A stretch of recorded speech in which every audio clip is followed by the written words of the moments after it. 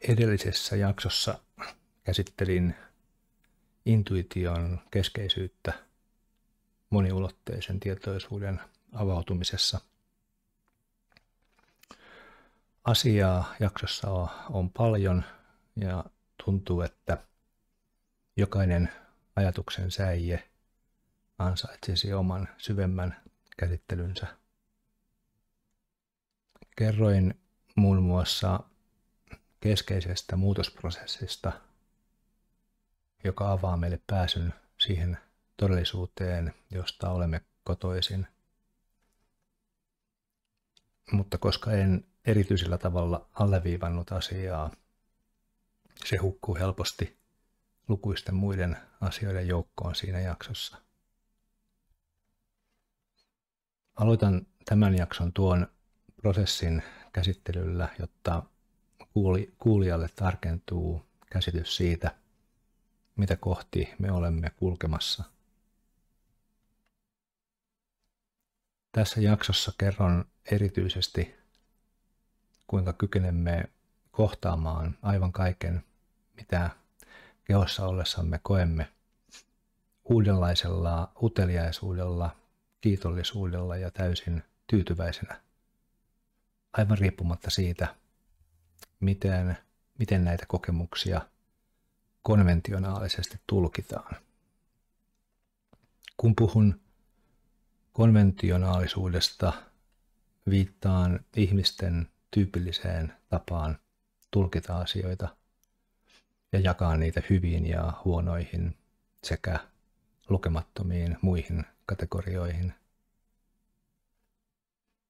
Kaikki konventionaaliset kategoriat ovat egomme ylläpitämiä ja meillä on tapana seurata tiiviisti, mihin kategoriaan kulloinkin muut asettavat mitä tahansa, jotta pysymme mukana.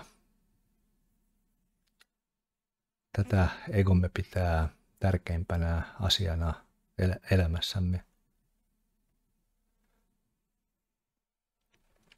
Mutta aloitetaan tärkeimmällä eli päämäärän palauttamisella mielimme. Kerroin edellisessä jaksossa kursorisesti, kuinka tietoisuutesi sulautuu ajan myötä intuitiosi kanssa. Sanoin jotakuinkin seuraavasti. Ohjaus tapahtuu siten, että kykysi ajatella ja toimia kohenee tavalla, joka ylittää sinun fyysiset äärirajasi. Et voi tietää, miksi juuri kyseiset ajatukset nousivat mieleesi tai kykenit suoriutumaan jollakin uudella tasolla tai tavalla. Lopulta emme kykene tekemään eroa siitä, kenen ajatuksista milloinkin on kyse. Ja silloin alamme lähestymään moniulotteisen tietoisuuden läsnäoloa kehossamme. Yllä olevan voi ymmärtää kovin väärin, mikäli käsityksemme todellisuudesta on vielä puutteellista. Meillä voi esimerkiksi olla uskomus, että meidän tulee olla kaiken aikaa erityisen tietoisia omista tietoisuutemme rajoista, sillä saatamme pelätä, että muussa tapauksessa menetämme itsemme. Tämä pelko syntyy helposti, sillä olemme tekemisissä ihmisten kanssa, joilla kullakin on omat tarkoitusperänsä. Tällöin on ymmärrettävän tärkeää tunnistaa rajat, jotka määrittävät ihmisten välisiä valtaoikeuksia. Emme halua menettää itseämme muiden ihmisten pyrkimyksille ja niin edelleen. Ylipäätään mielikuvaa sekoittumisesta ja sulautumisesta ei synnytä välttämättä positiivisia mieleyhtymiä, riippuen siitä, mitä me kulloinkin niillä tarkoitamme. Joten on oleellista, että kerron hieman tarkemmin, mistä on kyse. Tulen tulevissa jaksoissa analysoimaan tarkemmin universumin perusdynamiikkaa, josta olen jo maininnut ohikiitävästi. Kyse on keskeisestä kausaalisuudesta eli syy-yhteydestä, jonka me ihmiset tunnistamme neliulotteisessa todellisuudessa. Kaikki, mitä fyysisessä ulottuvuudessa esiintyy, on syntynyt ensin ei-fyysisessä ulottuvuudessa. Syy-yhteys kulkee aina tähän yhteen suuntaan. Ei-fyysinen synnyttää fyysisen todellisuuden. Olen akuutisti tietoinen siitä, että ymmärtääkseen tämän universumin perusdynamiikan aika paljon enemmän tulee käydä läpi kuin mitä tässä yhteydessä kykenen käsittelemään. Tulen palastelemaan kokonaisuutta tulevissa jaksoissa, sillä tiedän, että kokonaisuuden ymmärtäminen edellyttää monien uskomusten uudelleen arviointia.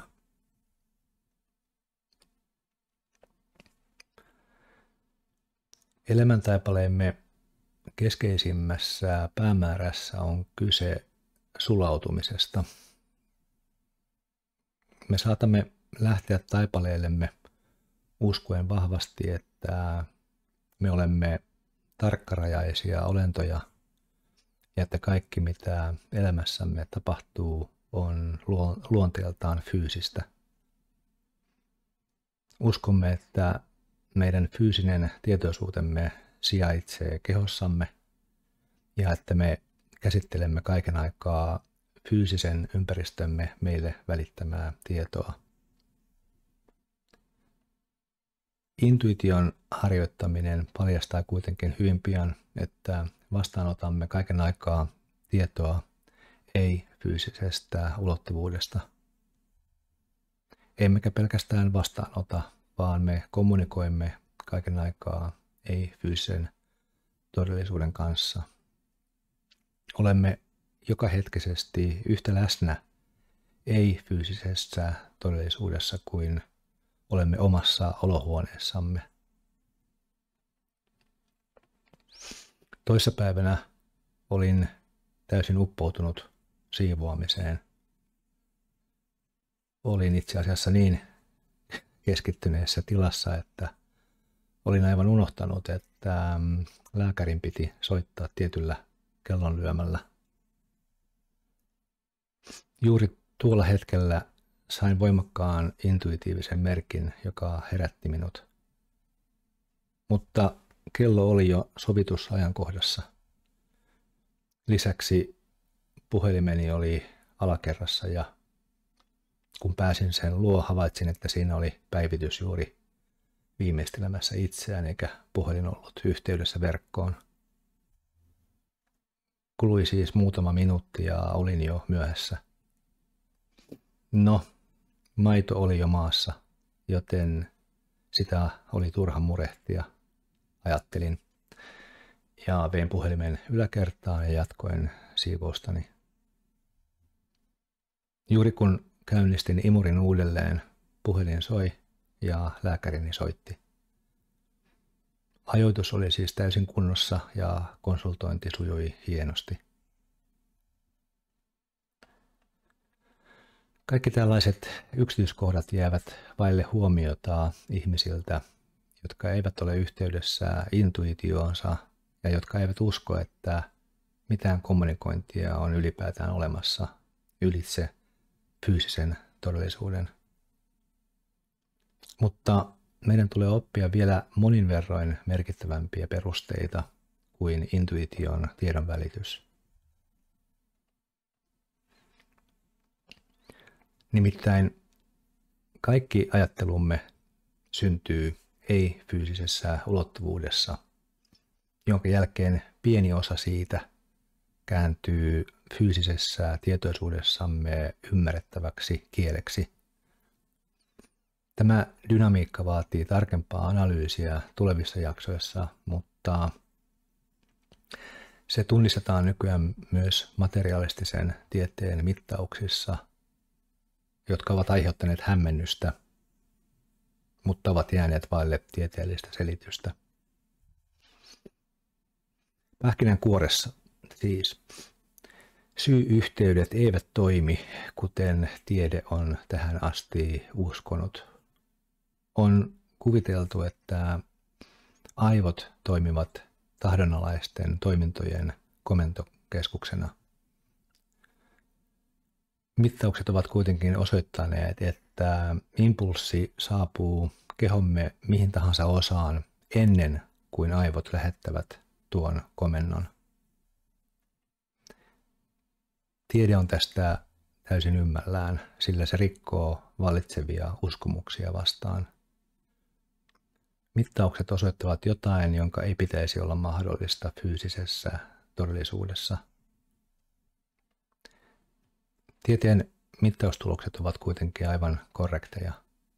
Meiltä vaan puuttuu merkittävä osatekijä, jonka olemassaolosta tiede ei toistaiseksi ole ollut kiinnostunut.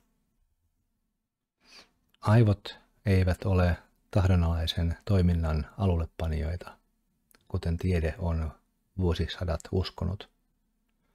Aivoilla on oma roolinsa, mutta se ei ole ajatusten synnyttäminen, vaan niiden tulkinta ja kääntäminen fyysiselle kielelle.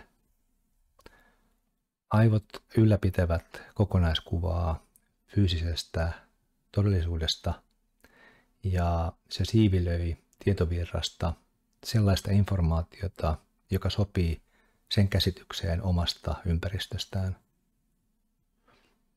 Mutta mitä tulee päätöksentekoon, aivot ovat yhtä lailla tiedon vastaanottajia ja välittäjiä kuin muukin osa kehoamme. Käsittelen tulevissa jaksoissa tämän syy-yhteyden toimintaa tarkemmin, jolloin käy selväksi, kuinka yhteytemme ei fyysiseen todellisuuteen toimii ja kuinka merkittävä liikkeelle paneva voima se tosiasiassa on.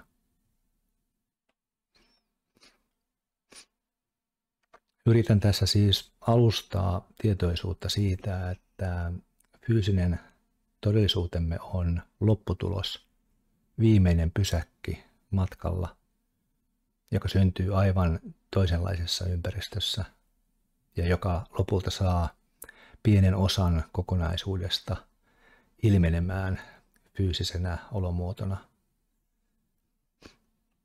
Tietoisuutemme sulautuminen ei-fyysiseen todellisuuteen, josta alussa mainitsin, on luonnollinen olotilamme.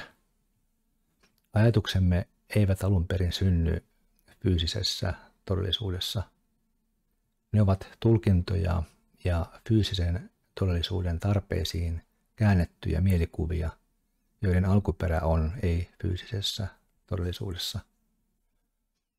Kun intuition harjoittaminen synnyttää kiinteän jokahetkisen yhteyden ei-fyysiseen ulottuvuuteen, siinä ei ole mitään poikkeavaa, sillä kaikki ajattelu syntyy siellä joka tapauksessa.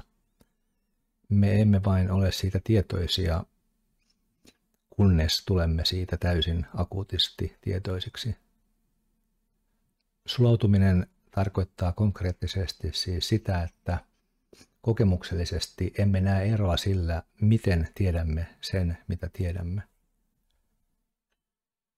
Me teemme tulkintoja koskien fyysistä ympäristöämme, eli vastaanotamme kaiken aikaa tietoa olosuhteistamme, mutta ajatusten alkuperä on pysyvästi ei-fyysisessä ulottuvuudessa.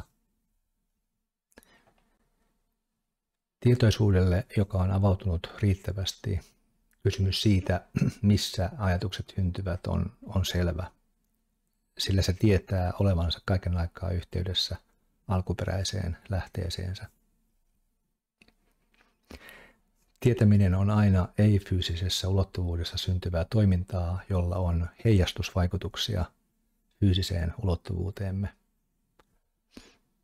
Katsotaan, kuinka tätä fyysistä ulottuvuutta tulisi ymmärtää, jotta edistäisimme omaa kasvuamme.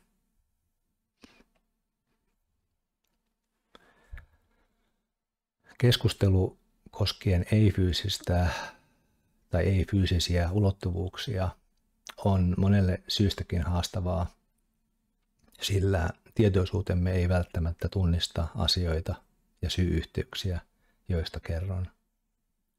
Kaikki yllä oleva avautuu ajallaan osalle kuulijoista, mutta tässä hetkessä minua kiinnostaa välittää tietoa, joka on tärkeää matkan alkuvaiheessa. Kysymys elämän ja tapahtumien kohtaamisesta saa meissä aikaan lukemattomia tulkintoja. Internet on jälleen täynnänsä aiheita, kuten kuinka visualisoida ja manifestoida yltäkylläisyyttä, minkälaisia mantroja ja affirmaatioita tulee hokea, jotta olisimme turvassa ja saisimme kaiken, mitä haluamme. Kaikki nämä teemat liittyvät todellisuuden luonteeseen, mutta eivät sillä tavoin kuin monet uskovat, joten on syytä katsoa, miten todellisuus oikein toimii. Ihmiset yleisesti kuvittelevat, että he tietävät tietoisuudessaan olevien tavoitteidensa vaikutukset. Näin ei kuitenkaan ole. Ihmiset uskovat omiin uskomuksiinsa ja maalaavat näiden mukaisia kuvitelmia, joilla voi olla yhteyksiä todellisuuteen tai sitten ei. Se, mihin näillä uskomuksilla on tosiasiallinen yhteys, ovat uskomukset itsessään, jotka ovat luonteeltaan itseään toteuttavia, kuten jo tiedämme. Me emme ole useinkaan tietoisia korkeimmista mahdollisista päämääristä, joita meidän tulisi tavoitella oman kasvamisemme edistämiseksi. Tämän seikan avoin hyväksyminen on keskeinen kasvun edellytys. Se tapa, jolla saamme kaiken tarvitsemamme ja paljon enemmän, tapahtuu toisin kuin pääosa ihmisistä ymmärtää, sillä heidän egonsa sekaantuu tähänkin asiaan vahvasti, uskotellen tietävänsä asioita, joista niillä ei ole alkeellisintakaan käsitystä. Me emme ole fyysisessä tietoisuudessamme täysin tietoisia korkeimpien tavoitteiden sisällöstä, mutta me voimme olla halutessamme yhteydessä korkeimpaan tietoisuuteemme, mikäli harjannutamme ja ylläpidämme kiinteää yhteyttä. Me saamme näin ollen kaiken aikaa tarvitsemamme, kunhan antaudumme tälle jatkuvalle korkeimman tietoisuuden virralle ja lopetamme teeskentelyn tietävämme sen, mikä on meille parasta missäkin olosuhteessa. Me emme voi sitä tietää siitä yksinkertaisesta syystä, ettei mikään olosuhde ole sellainen, joksi sinä sen määrität. Jos pidät olosuhdetta tai tapahtumaa hyvänä, et näe, että se tuo myös hankaluutta mukanaan. Jos pidät sitä huonona, et näe, että juuri sen vuoksi sinulle avautuu jotain merkittävää uutta. Tämä ikuinen tieto-ongelma on syytä ottaa vakavasti, sillä sen väärinymmärtäminen on yleisimpiä esteitä tietoisuuden harjoittamisessa. Ihmiset kuvittelevat, että tietoisuuden harjoittaminen tarkoittaa sitä, että heidän käsityksensä tulevien tapahtumien sisällöstä tarkentuu ja he kykenevät edeltä käsin valitsemaan vain hyviä asioita itselleen. Manifestointi ei toimi, kuten ihmiset kuvittelevat, sillä se on tehokas tapa estää todella luovien vaihtoehtojen esille tulon heidän hokiessa mantraa rahasta ja rikkauksista. Kun hyväksymme sen, että universumi tulee yllättämään meidät ja kuvitelmamme monin verroin huikeimmilla tavoilla kuin olemme ikinä voineet kuvitella, manifestointi alkaa näyttäytymään pakkopaidalta, jota ei mielellään pukisi ylleen edes maksusta. Se kiinnekohta, josta meidän tulee pitää huolta, on oma itsemme ja autenttinen luontomme. Kun vaalimme omaa sisäistä ääntämme, me kuljemme aina kohti korkeinta tietoisuuttamme. Intuitio pitää tietysti tästä huolen, mutta matkan varrella voimme kohdata monenlaista estettä ja mutkaa.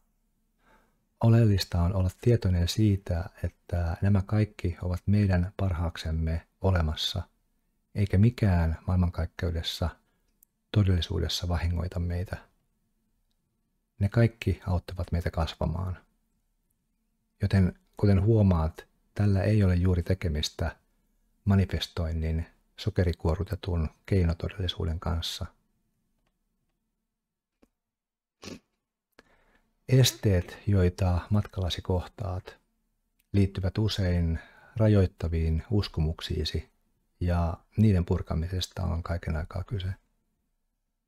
Kukaan ei kohtaa fyysistä todellisuutta sellaisenaan, vaan kaikki mitä tunnistat on peruja sinun omista uskomuksistasi ja käsityksistä koskien todellisuutta. Näin ollen kyse ei ole koskaan siitä, kuinka todellisuus kohtelee sinua, vaan siitä, kuinka sinä kohtelet todellisuutta. Jos petyt johonkin asiaan ja menetät motivaation toimia, kyse on sinun suhtautumisestasi. Todellisuus ei esiinny tietoisuutesi ulkopuolella laisinkaan, mutta sekin versio, jonka sinä näet, on erässä mielessä kiinnostumaton sinusta, mikä saattaa kuulostaa vähän hurjalta, mutta sen ymmärtäminen auttaa sinua päättelemään, kenen pitää oppia ja muuttua. Kaikki tämä antaa ymmärtää, että se tapa, jolla kaikki tapahtuu mitä ihmeellisimmillä tavoilla, ylittää käsityskykysi, joten astu virtaan ja anna sen näyttää sinulle, mitä kaikkea tuleman pitää. Pyrkimys kontrolloida jotakin, joka on fyysisen tietoisuutesi ulkopuolella, on tuhoon tuomittu joka tapauksessa. Kaikki, mitä tulee vastaan matkan aikana, on sinua varten asetettu. Tiedä se. Tämä siis olettaen, että kuuntelet ja kommunikoit korkeamman tietoisuutesi kanssa ja opettelet syventämään yhteyttäsi ei-fyysiseen ulottuvuuteen yhtä luontevasti kuin pidät kehoasi elossa.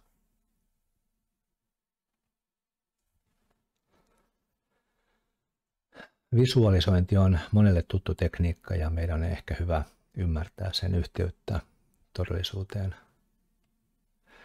Visualisointi kiinnittää tehokkaasti huomiomme visualisoinnin kohteeseen, mutta meidän on tarpeen ymmärtää, että mitä ikinä visualisoimme, toimii vain symbolina todelliselle tarpeellemme.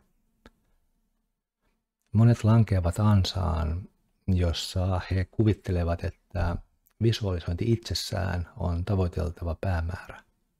Tai toisinpäin, että heidän tulee kuvitella lopputulos, jota he sitten visualisoivat yhä uudestaan uskoen, että a. he tietävät, miltä lopputuloksen tulee näyttää, ja b. he tietävät, että se on heille parasta, mitä heidän korkein tietoisuutensa on heille muotoillut. Näin ei kuitenkaan ole. Visualisointi liittyy useimmissa tapauksissa egocentriseen hallusinointiin. Se on hallusinaatiota. Ensiksi. Visualisointia käytetään pääosin väärin, sillä se korostaa puutetta meissä. Ihmiset visualisoivat jotakin, jota he tavoittelevat uskoen, että se puuttuu heiltä tässä hetkessä. Näin ei todellisuudessa ole, mutta uskomus pitää heidät tiiviisti kiinni puutteessa, joka on egon mielenmaisemaa. Visualisointia voi käyttää hyödyllisenä välineenä lähinnä vain, mikäli harjoittajalla on hankaluuksia nostaa energiakehonsa taajuutta, Visualisoinnin tarkoituksena on tällöin synnyttää voimakas tunnelataus, joka kohottaa värähtelytaajuuttasi, jotta synkronisaatio voi sitten tuottaa sen, mitä tosiasiassa tarvitset. Saat siis sen, mitä tarvitset, et sitä, mitä luulet haluavasi. Oleellista on, että visualisoinnin jälkeen päästät täysin irti siitä mielikuvasta, jonka visualisoinnissa synnytit. Mitä ikinä tämän jälkeen tulee vastaan, olisi sitten sinun mielestäsi hyvää tai huonoa, on kaikki sinua varten asetettu. Tämän ymmärtäminen on kaiken ydin. Oleellista on, ettei sillä, mitä tapahtuu, ole merkitystä, vaan sillä on merkitystä, mitä sinä teet kaikella, mikä tapahtuu. Tyytymättömyys tapahtumiin kiinnittää meidät tiiviisti egoomme, joka on valmis joka hetki soimaamaan ja arvostelemaan kaikkea. Vastustaminen on egon leipätyötä ja se vie meidät kauemmaksi tietoisuudestamme. Mutta jos oivallat, että saat joka hetki kaiken, mitä tarvitset, olet pysyvästi voittamaton. Eläminen intuitiossa ja synkronissa universumin kanssa sulauttaa sinut juuri sellaiseksi, joka sinä tosiasiassa olet, eli moniulotteinen tietoisuus kokemassa ihmisaspektin elämää maan päällä ja vähän muuallakin, kuten tulet oppimaan tällä kanavalla.